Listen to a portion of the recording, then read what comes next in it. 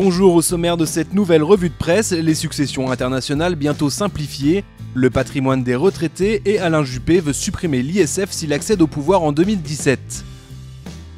Il y a du changement sur les lois successorales. Sur son site internet, toutsurmesfinances.com explique ces modifications à l'échelle européenne. Dès le 17 août prochain, pour les biens mobiliers comme immobiliers, la loi successorale appliquée sera celle du dernier état de résidence du défunt.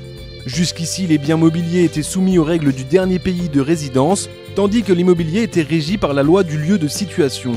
Le règlement pourra toutefois permettre quelques exceptions.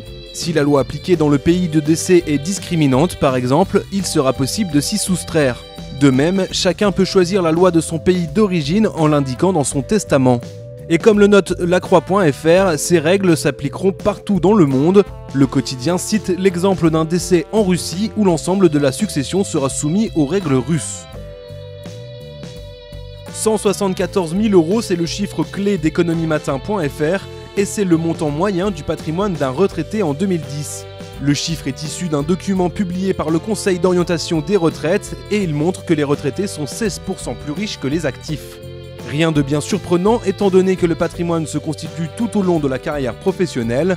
A l'inverse, et comme l'indique leséchos.fr, les retraités de demain devraient être moins bien lotis. Longues études, carrière heurtée et acquisition d'un logement tardif, les futurs retraités devraient profiter d'un patrimoine plus faible. Et le journal de conclure que les retraités ne sont pas forcément les privilégiés d'aujourd'hui, mais plutôt ceux qui s'en sortent le moins mal en ces temps difficiles. Invité de BFM TV et RMC, Alain Juppé n'a pas hésité à promettre la suppression de l'ISF s'il accède au pouvoir en 2017. L'ancien Premier ministre affirme avoir commis une erreur en 1995 en alourdissant l'impôt de solidarité sur la fortune. Selon lui, il faut en finir avec cet impôt pour favoriser l'investissement dans les entreprises. Le Figaro.fr passe en revue les autres propositions du candidat de droite.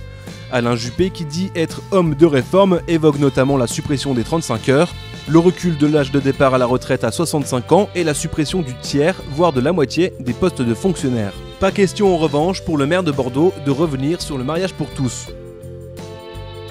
C'est tout pour aujourd'hui, on se retrouve dans une semaine pour un nouveau tour d'horizon de l'actualité des finances.